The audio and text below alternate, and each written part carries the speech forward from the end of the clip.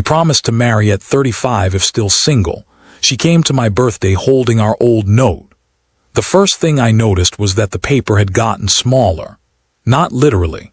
It was still the same torn half-sheet from a yellow legal pad, folded twice, stained by a dark coffee ring, and signed by two kids who thought 35 sounded ancient. But in Rachel Bennett's hand, under the porch light at my 35th birthday party, it looked harmless. She stood at the bottom of my steps while everyone inside sang too loudly over a cake I had not wanted. Rain darkened the shoulders of her denim jacket. Her hair was shorter than I remembered, cut just above her collar, and she was breathing like she had hurried the last block. "Happy birthday, Daniel," she said. I had not seen her in 12 years. Behind me, my sister shouted through the screen door that they were lighting the candles whether I was there or not. Rachel held up the note. "You kept it," I said. She gave a small, unsettled laugh. Apparently we both did. I reached into my wallet and pulled out my copy, its creases worn white. Same words, same crooked handwriting. If Rachel Bennett and Daniel Mercer are both still single when Daniel turns 35, they will get married. No backing out for stupid reasons. Below that in Rachel's handwriting, stupid reasons include fear. Below that, in mine, and bad haircuts. We had signed it at 17 in the back booth of Cal's Diner, with a red plastic kitchen timer ticking between us. Rachel had stolen it from the counter because she said every serious promise needed a deadline. Cal caught us and made us wipe tables for an hour. Back then, marriage meant sharing fries and never sitting alone at a school dance. At 35, it carried the weight of everything that had not worked out since. Rachel looked past me toward the voices inside. "Are you going to invite me in?" I stepped aside too quickly. "Yeah, of course, sorry." As she passed, I caught the same faint scent I remembered from high school orange hand cream. She used to keep a tube in her backpack because winter split the skin across her knuckles. That detail hit harder than the note. Abby saw her first. Oh my God. The room went quiet in stages. My mother covered her mouth. Cal Turner, now 72 and still running the diner, pointed at Rachel with a paper plate like she had failed to return a library book. Rachel smiled, but I knew that smile. It was the one she used when she wanted everyone else comfortable before deciding whether she was. Abby crossed the room and hugged her. "You came back." "For the cake," Rachel said. Cal looked at the paper in her hand. "That the fool contract." Rachel glanced at me. I should have let her breathe. Instead, I said, "Looks like the deadline held." People laughed. Rachel did too, a second late.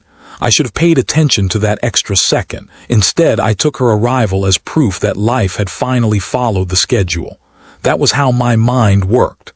I spent my days fitting human mess into clean boxes for 3 civil courtrooms in Franklin County. Calendars did not change their minds. People did. Rachel always had. Inside my kitchen, Abby cut Rachel a slice from the corner because she remembered Rachel hated frosting roses. My mother touched Rachel's cheek and asked no questions for once. Cal started telling the story of the stolen timer, improving it with each sentence. I watched Rachel fit into the room as if 12 years were a coat she could hang by the door. Then she looked at me. Not around me. Not toward the old photographs on the mantel. At me. "Do you still take your coffee with too much milk?" she asked. "Only when nobody's watching." "I'm watching." Then black. She smiled for real. There it was, the old shift in the air. The feeling that she had found the one loose thread in me and pulled just enough to let me breathe. That was dangerous enough. What made it worse was how badly I wanted her to keep pulling. After the party, people left in clusters. My mother hugged Rachel twice. Abby whispered something to her that made Rachel look at me and shake her head. Cal made us promise to come to the diner the next morning. By 11:30, the house was quiet. Rachel stood at my kitchen sink rinsing 2 cake plates. "You don't have to do that," I said. "I know, you're a guest." "I was a guest 3 hours ago. Now I'm a woman washing frosting off your plates." "Their promotion." "Unclear." She set the plate in the rack. On my refrigerator was a monthly calendar, color-coded. Blue for work, green for family, black for appointments. I saw her reading it. You schedule haircuts 6 weeks out, she asked. My barber fills up. Daniel, your barber is asleep by 7. He has demand. She laughed, then touched a square near the end of the month. Dinner, Rachel. I had written it that afternoon after Abby told me Rachel might be coming. Rachel's finger stayed on the question mark. You put me on the calendar before I got here. I was being optimistic. No, you were being you. The words were gentle, that made them land. I leaned against the counter. Why did you come? She dried her hand slowly. For your birthday. With the note. Yes, to collect. Her face changed just a little. Is that what you think? I don't know what to think. You show up 12 years later holding a promise to marry me. I thought we could talk about it. We are talking. No. You're trying to get to the answer. I looked at the note on the table. Isn't there supposed to be an answer? Eventually. I hated eventually. Eventually was where people kept things they did not want to choose.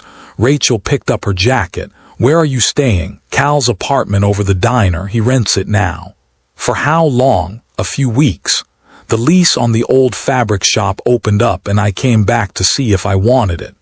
Before she had finished speaking, my mind was already filling those few weeks. Dinner tomorrow, Saturday with my mother, then time to ask about work, the years apart and what she wanted. Rachel saw it happen. You're making boxes. I'm standing here.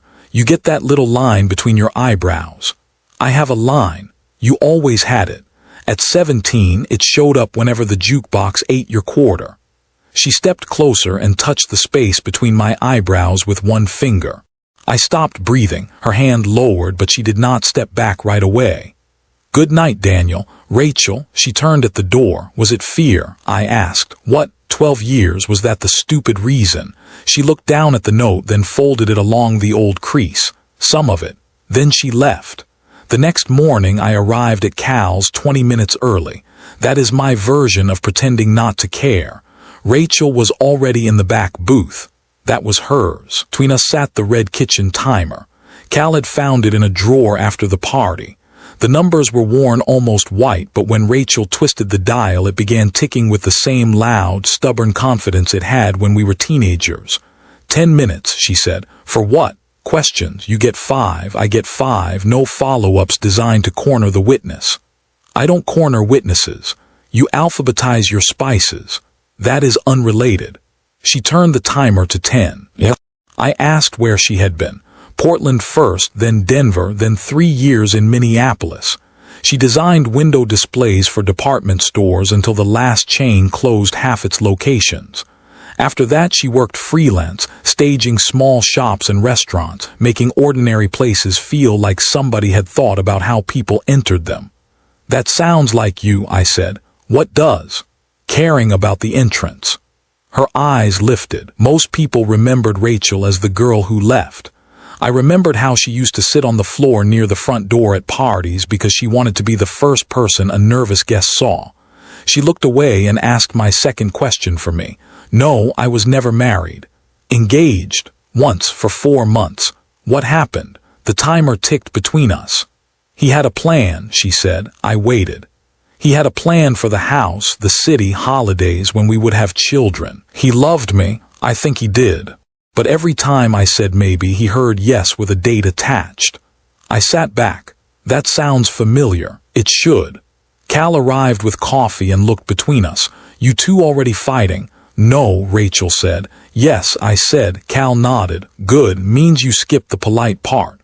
When he left, Rachel asked about me. I told her about 2 serious relationships. One ended because we wanted different things. The other ended because we wanted the same things at different speeds. That is a very scheduled person answer, she said. It is also true. Were you in love? I stirred my coffee, though I had not added anything. I was trying to be good at it. Rachel went quiet. I had spent years believing that if I remembered birthdays, showed up on time, loaded the dishwasher correctly, and never raised my voice, love would have no reason to leave. I had treated being dependable like a shield. The embarrassing part was that it made me look ready for love. Mostly it made me good at hiding inside the role. Rachel reached across the table and stopped my spoon with 2 fingers. You're going to break the cup. I let go. "What about you?" I asked. "Were you in love with him?" She looked toward the window. I was very good at leaving before I had to find out. The timer rang. Neither of us moved. For the next 2 weeks we became 17 and 35 at the same time. We had breakfast at Cal's 3 mornings in a row. Rachel came with me to my mother's house and repaired a paper star she had made for our Christmas tree in 11th grade. I went upstairs to her rented apartment and found 3 unpacked boxes lined against the wall. "You've been here 9 days," I said. "I know. You haven't unpacked your books." "I know. Are you leaving?" She looked at the boxes. "Not today." I wanted to ask about tomorrow. Instead, I picked up a chipped blue bowl she had wrapped in newspaper. "I remember this. You broke